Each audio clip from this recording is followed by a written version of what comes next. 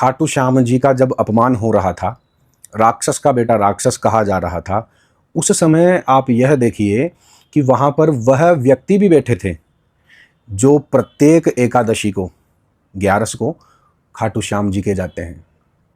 वहाँ पर दर्शन करते हैं, दर्शनों के लिए भीड़ में लगते हैं, लाइनों में लगते हैं, किंतु वहाँ पर किसी से खड़े होकर ये नहीं कहा गया कि महाराज जी कृपया यह जो अनर्गल प्रलाप आप कर रहे हैं इसको बंद कीजिए। देखिए, कथावाचकों का एक ट्रेंड बन चुका है कि उनको पता है हम सनातनी भोले हैं, भाव भक्ति श्रद्धा में फंसे हुए हैं, लेकिन अंधे भी हो चुके हैं। भक्ति क्या है कि अंधी कर दी है, भक्ति को हमने अंधा कर दिया है। भक्ति को पहचानना समझना तो दूर, भक्ति के क्या नियम हैं वह भी हम नहीं समझ पा रहे हैं। 2-4 मोटिवेशनल बातें, 2-4 लुभावने भजन, 2-4 ऐसी घर की बातें कर देने वाले कथावाचक भी भगवान का अपमान करते हैं, भगवान का और भगवान के भक्तों का अपमान करते हैं। सनातन धर्म में जो परंपराएं हैं उनका अपमान करते आ रहे हैं। जिनमें बहुत से कथावाचक हैं, उनका तो आदत ही बन गई है, वो पहले कुछ बोल देते हैं, फिर उसके बाद में पब्लिक के सामने आके क्षमा याचना कर लेते हैं। उन्हें पता है क्षमा मिल जाएगी, और उसके साथ में थोड़ी जो पॉपुलैरिटी, आजकल सिस्टम क्या बन गया है, बदनामी को प्रसिद्धि का नाम दिया जा रहा है सोशल मीडिया पर।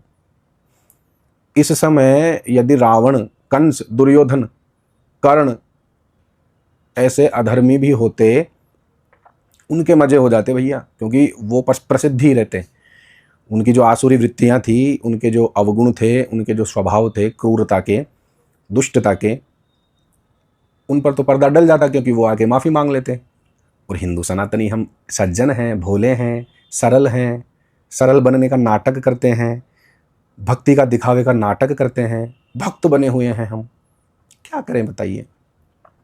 क्षमा याचना कर लेने से दोष नहीं मिट जाता है। एक तो मंच पर बैठने पर पता नहीं क्या हो जाता है। 500, 5 लाख या 50,000, 5,000 की पब्लिक जब सामने रहती है तो कर्तव्य तो यह होना चाहिए कि इस पीठ पर बैठकर एक एक शब्द भी हमारा ऐसा ना निकले कि इस पीठ का अपमान हो जाए, भगवान का अपमान ना हो, भक्त का अपमान ना हो, सनातन धर्म की जो मर्यादाएं हैं उनका अपमान ना हो। आपके अपमान करने से कोई फर्क नहीं पड़ेगा।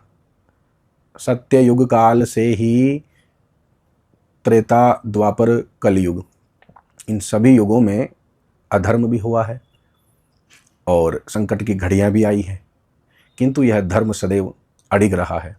तो आप तो छोटे मोटे लोग हो, रावण जैसे, दुर्योधन जैसे, कंस जैसे, इन जैसे ही हमारे धर्म का कुछ नहीं बिगाड़ सके, तो जो वर्ण व्यवस्था को लेकर, जो जाति पाति को लेकर जो दंगे भिड़क रहे हैं, कहीं पर धरने प्रदर्शन हो रहे हैं, कहीं पर अभद्र भाषाओं का प्रयोग हो रहा है, भगवान के लिए भी, धर्म के लिए भी, ब्राह्मणवाद, मनुवाद, इस प्रकार के शब्दों का प्रयोग भी हो रहा है, तो इनसे कोई फर्क नहीं पड़ेगा। बहुत लोग पहले मर चुके हैं, बहुत लोग मिट्टी में मिल चुके हैं, धर्म पर कुछ नहीं हुआ। धर्म सदैव विजयी रहा है और सदैव ऐसे ही फल फूलता रहा है। हाँ, थोड़ी थोड़ी विपत्तियों का सामना जो धर्मज्ञ लोग हैं, जो मूक नहीं बने हुए हैं, जो गूंगे नहीं बने हुए हैं, उनको थोड़ी सी विपत्तियों का सामना करना पड़ता है। किंतु ये जो भी हैं कथावाचक, इनको थोड़ा सा संयम रखना चाहिए वाणी पर।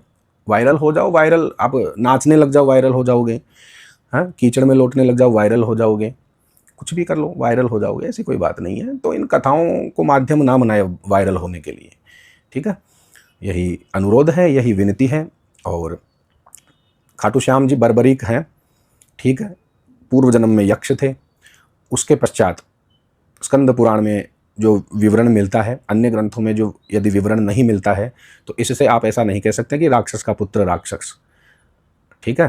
राक्षस वंश में भक्त प्रहलाद भी हुए हैं, समझ रहे हैं, बलि भी हुए हैं, ठीक है, जो इंद्र होने वाले हैं बलि, ठीक है। तो ऐसा ना समझे, भगवान ने जिन पर कृपा की है, उन्होंने पात्रता देखी है, तो भगवान की कृपा पर प्रश्न ना उठाएं। वरना आप भी दोषी हैं, आप भी दंड के भागी हैं। और मुझे समझ में नहीं आता, ये लोग सेलिब्रिटी टाइप के जो सिस्टम चला रखे हैं कि कथा हम इनसे ही कराएंगे क्योंकि इनके बाद भीड़ आती है, इनके लाखों करोड़ों फॉलोवर्स हैं, तो इनकी गलतियों पर ध्यान क्यों नहीं देते हो? कथा आप अपने पूर्वजों को तारने के लिए करवाते हो या मनोरंजन के लिए करवाते हो, या फिर स्वयं भी यह नाटकबाजी करने के लिए करवाते हो कि देखो हमने उनसे कथा करवाई है? यही तो दिखाने के लिए करवा रहे हो। तो वह कथा नहीं, व्यथा है आपकी, वह कथा सुनना व्यर्थ है। समझ रहे हैं आप? तो ध्यान देवे, यही निवेदन है हिंदुओं से। अब मुर्दों को तो जगा सकता है, सोए हुए को तो आदमी जगा सकता है, लेकिन सोने का जो नाटक करे उसको कैसे जगाए? तो इस समय हिंदुओं का हमारा यही हाल है। समझें, सावधान रहें, सतर्क रहें और इस प्रकार के कुकृत्यों से दूर रहें। कथावाचकों से भी निवेदन है कि थोड़ा बचें इन चीज़ों से, अध्ययन करें, वाणी पर संयम रखें, धीरे धीरे बोल लेवें, ठीक है, आराम से बोल लेवें, सोच समझ कर बोल लेवें, देख कर बोल लेवें। कथा करते हो या माथापच्ची करने आते हो तुम लोग, तो थोड़ा समझ कर, अब बाद में माफ़ी मांगते हो, ये क्या सिस्टम है भैया? आप उठाकर देख लिए, उठाकर देख लीजिए, सभी यही कर रहे हैं। पहले कुछ बोल देंगे फिर आकर माफ़ी मांग लेंगे, पहले कुछ बोल देंगे फिर आकर माफ़ी मांग लेंगे। यही सिस्टम बन चुका है। और आप हो कि फिर उन्हीं को देखो माफ़ी मांग लिए, सरल है, ये लो, फिर वो कहीं बोल देंगे फिर माफ़ी मांग लेंगे। तुम्हारे को पागल बना रहे हैं सब लोग, लाखों रुपए ऐंठ लेते हैं। और दक्षिणा है, लेनी चाहिए, दक्षिणा देनी भी चाहिए, जितनी भी श्रद्धा हो, जितना भी सामर्थ्य हो, देनी भी चाहिए, लेनी भी चाहिए, आय के अनुसार, व्यय के अनुसार। किंतु इस प्रकार से वो दक्षिणा भी फेल है आपकी, दक्षिणा भी निष्फल है, कोई फल नहीं मिलेगा आपको, ठीक है? तो ध्यान रहे, सावधान रखें। हर हर महादेव, नारायण।